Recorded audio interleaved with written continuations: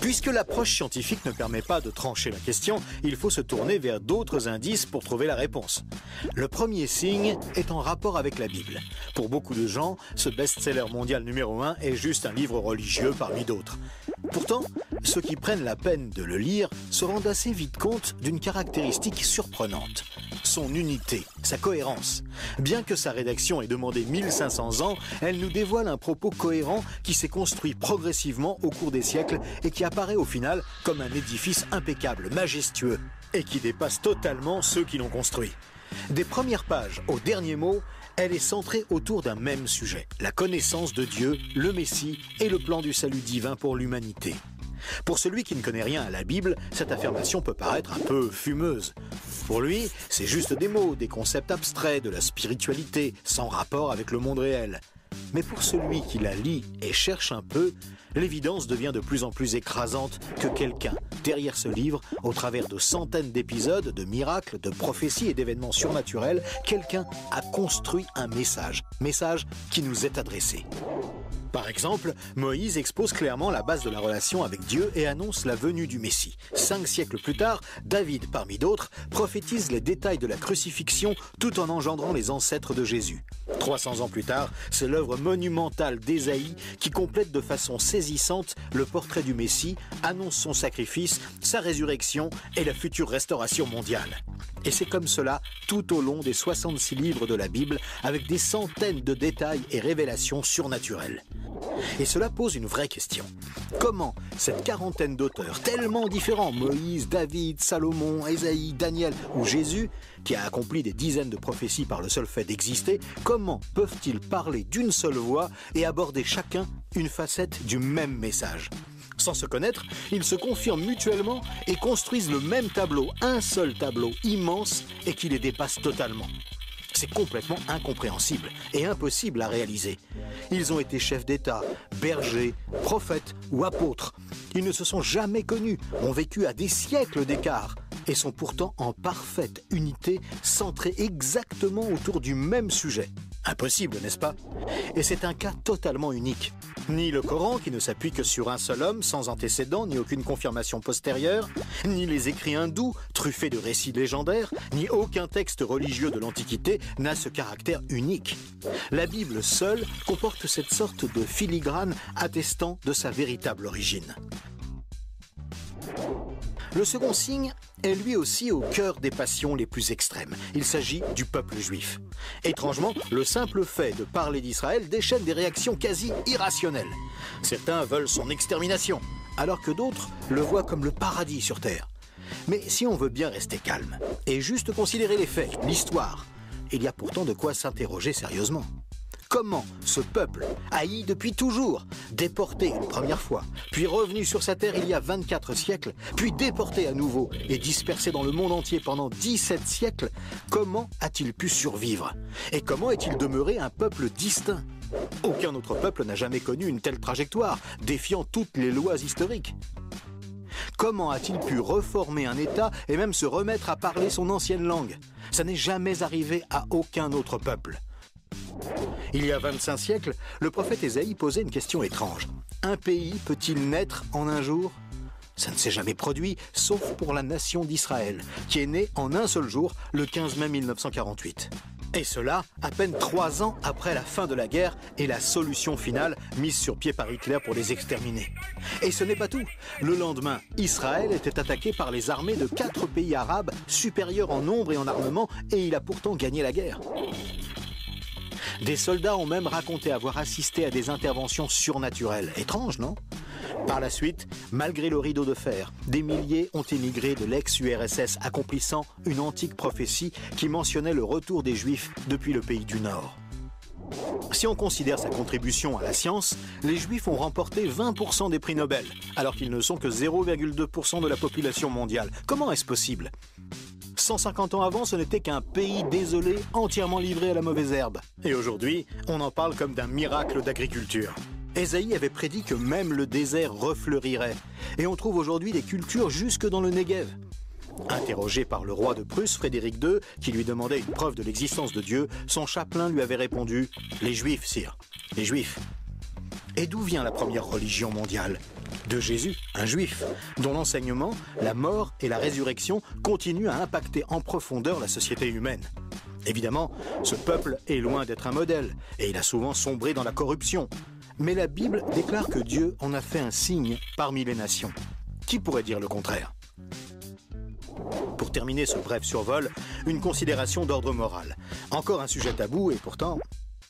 La Bible présente le bien et le mal comme des valeurs absolues, des valeurs extérieures à l'homme, qui les perçoit cependant par le moyen de sa conscience.